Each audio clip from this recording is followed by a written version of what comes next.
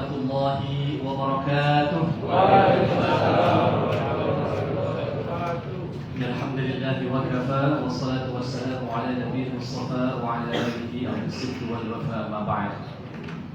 Hadirin rahimakumullah, jamaah salat Isya dan tarawih Masjid An-Nahl, mudah-mudahan kita semua senantiasa diberikan keberkahan Allah Subhanahu wa taala.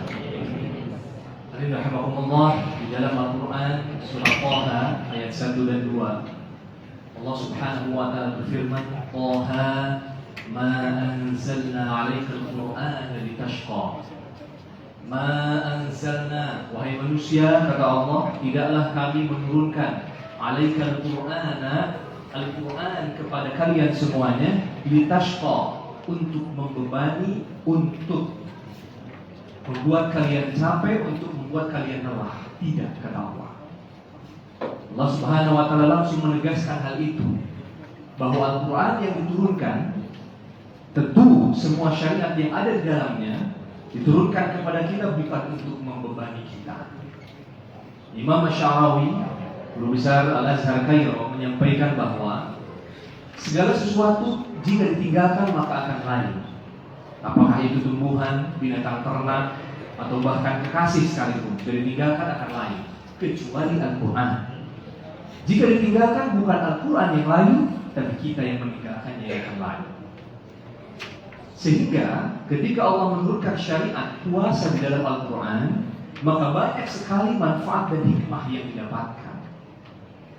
Di antaranya, Pew Research Center menyatakan bahwa pada tahun 2050 populasi Muslim di Eropa itu mencapai 14%. Yang hari ini mencapai antara 6 sampai 8,8%. Insya Allah pada tahun 2050 kabarnya akan mencapai 14%. Dan yang paling menggembirakannya adalah hal itu terjadi ketika dibangun dalam bulan mulia Ramadan oleh kaum muslimin sehingga mereka tertarik untuk masuk Islam. Ternyata hal ini bukanlah suatu hal yang aneh. Dulu zaman Rasulullah SAW pernah terjadi perang Badar. Hanya berjumlah pada tahun 8 Hijriah ketika terjadi Fathu Makkah. Allah Subhanahu wa taala datang berbondong-bondong dari Madinatul Munawwarah, juga dari berbagai pelosok dunia, sebanyak 10.000 manusia bersama Rasulullah memasuki kota suci Makkah. Inna fatahna laka fathan mubina, dalam surah Al-Fath.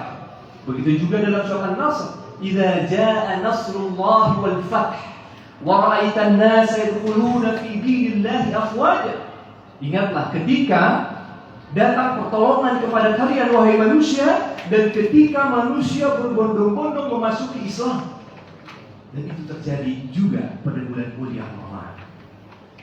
Jadi menurut para ulama, kesuksesan, kemenangan terhadap musuh ditentukan oleh kemenangan terhadap nafsu. Kemenangan terhadap nafsu menjadi kunci kemenangan Rasulullah SAW, baik itu di perang Badar pada tahun 2 Hijriah atau juga pada tahun 8 Hijriah ketika Fathu Makkah.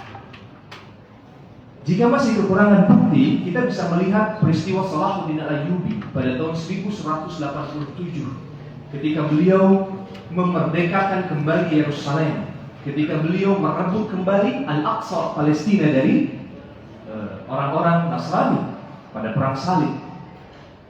Di malam hari sebelum Al-Aqsa jadi bersambung dari satu tim kepada tim lain yang dipublikasikan dalam American Scientist, ada satu tim yang meneliti 1.000 anak selama 40 tahun. 1.000 anak selama 40 tahun. Apa yang mereka lakukan? Mereka teliti sejauh mana kualitas self-control seorang anak bisa berpengaruh terhadap masa depannya. Ternyata hasil penelitian selama 40 tahun itu menentukan kualitas self-control seorang anak strongly predict adult success, benar-benar menjadi faktor terpenting, faktor terkuat yang menjadikan si anak di kemudian hari bisa sukses. Itulah yang dimaksud oleh Allah Subhanahu wa taala di dalam surat Ar-Ra'd ayat 11. Innallaha la yughayyiru ma biqaumin hatta yughayyiru ma bi anfusihim. Sesungguhnya Allah tidak akan mungkin merubah nasib suatu kaum kecuali apa? Kecuali kaum itu yang merubah nasibnya sendiri. Kecuali kaum itu yang mampu mengontrol dirinya sehingga dia berubah menjadi manusia yang lebih baik lagi.